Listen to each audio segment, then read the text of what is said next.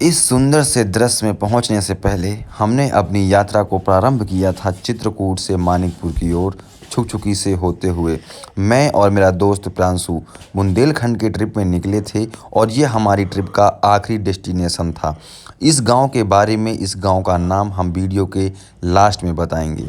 जैसे ही हम यहाँ पे पहुँचे, चिलचिलाती धूप और अधिक गर्मी के बाद जुलाई का महीना आरंभ होता है और यहाँ पे वर्षा ऋतु आती है। जैसे ही वर्षा ऋतु आई, भीषण गर्मी के बाद में लोगों के लिए एक राहत लाई। यह एक सुहावना मौसम है जिसके आने से किसानों को भी राहत मिलती है और साथ ही लाभ प्राप्त होता है, क्योंकि अधिकतर अच्छी फसल वर्षा पर ही निर्भर करती है। आज भी ऐसे गांव हैं भारत में जहां पानी की कमी है और वर्षा के पानी से ही पानी की पूर्ति संभव हो पाती है। ऐसे ही गांव में एक गांव है जिस गांव में हम विजिट कर रहे हैं। और हमको प्रकृति से तो प्यार वैसे भी है, और अब प्रकृति के साथ साथ हम ओझल होते हैं और वो भी हमारे साथ साथ ओझल होती जा रही थी। यहाँ पे जैसे ही सूर्य अस्त हुआ, वैसे ही जो उसकी अनुपम छटा थी हमारे मन को मोहित कर रही थी। प्रकृति के इस मनोमुग्धकारी दृश्य को देखकर हम और आत्मविभोर हो रहे थे।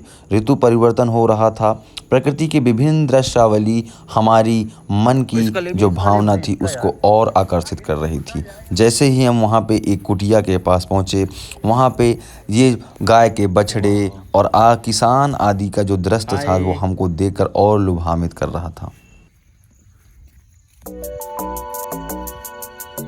कैसे खिंचा रहे हैं प्यांसे से, देखो चुपचाप मगन है एकदम दोनों।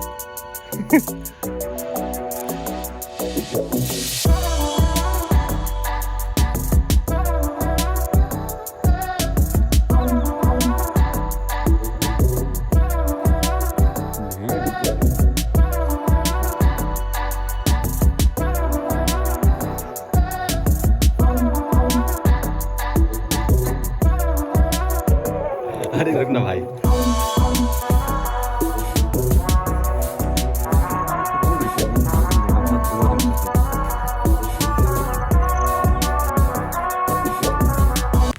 जैसे ही हम वहाँ खेतों के पास पहुँचे तो वहाँ पे धान का फसल लग रही थी जिसको धान की बेड़ बोलते हैं, और सभी किसान अपने अपने खेतों में धान की फसल बो रहे थे।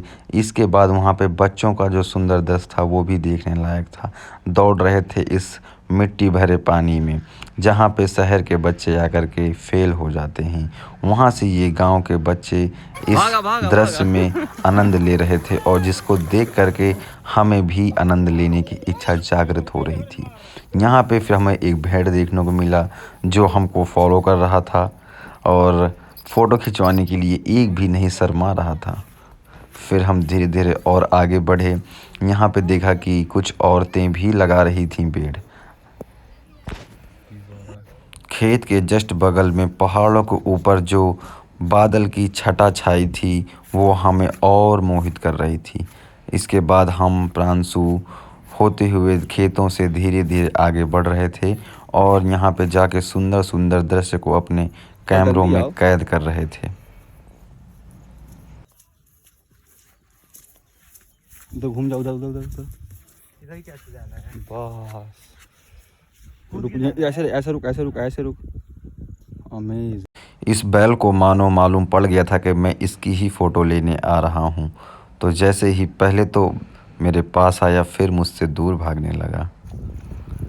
वाकई में यहाँ पे जाकर के मुझे इतनी शांति मिली जितनी मुझे पूरी ट्रिप में नहीं मिल पाई थी। और फिर मैं और प्रियांशु सारा दिन यहीं पे हमने गुजार दिया।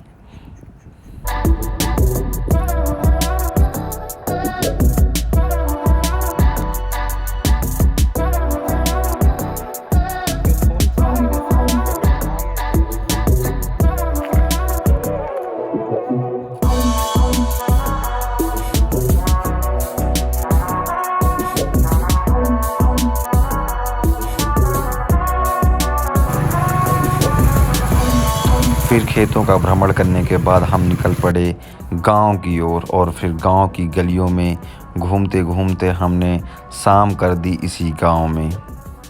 तो आइए चलते हैं, इस गांव का सफ़र शुरू करते हैं और देखते हैं इस सुंदर से गांव का नज़ारा।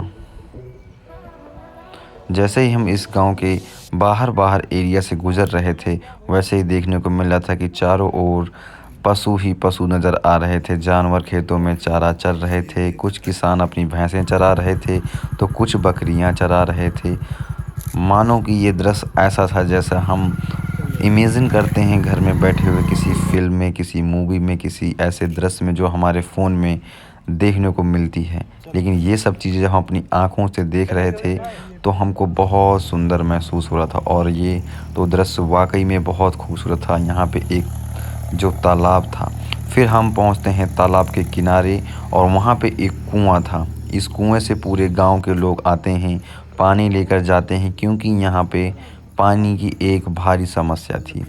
मैं और प्रियांशु इस गांव में पानी की समस्या को लेकर के थोड़ा डिस्कशन करने लगे, तो लोगों को मानो ऐसा लगा कि कोई आया है जो हमारी समस्या का निवारण करेगा।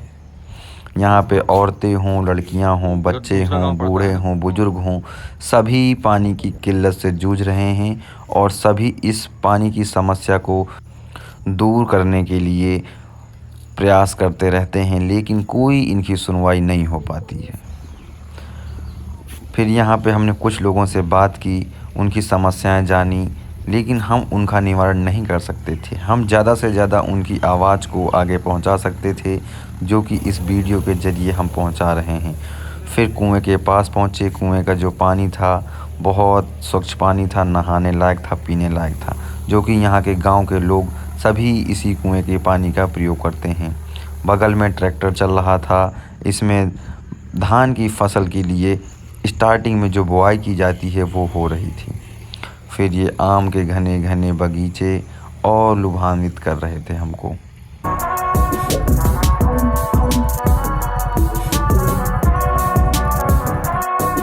फिर हम गांव के अंदर प्रवेश करते हैं, और गांव के अंदर धीरे धीरे प्रवेश करते करते हमको एक पानी की टंकी मिली, जो कि सूखी पड़ी थी।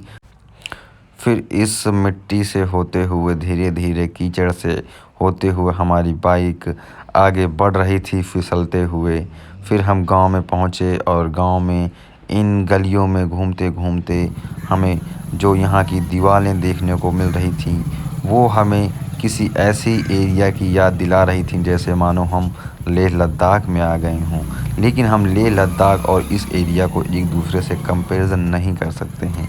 उसकी ब्यूटी अपनी जगह है, इसकी ब्यूटी अपनी जगह है। यहाँ का जो वातावरण था ये वाकई में सबसे अलग और सबसे खूबसूरत था। पानी की जो समस्या थी उसका उदाहरण एक यहाँ पर भी देखने को मिला, जो सिर्फ नल लगा हुआ है, लेकिन इसकी कोई मरम्मत नहीं होती, और ना ही इस नल से कभी पानी निकलता है।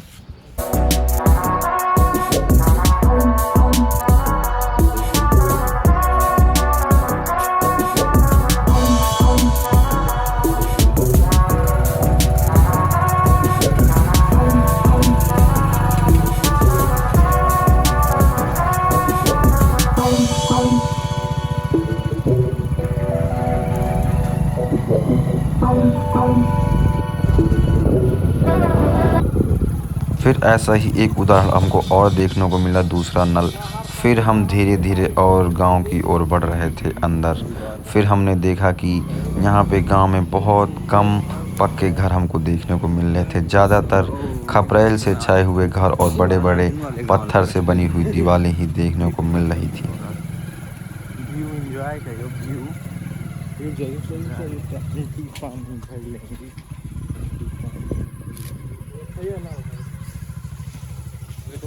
लग रहा है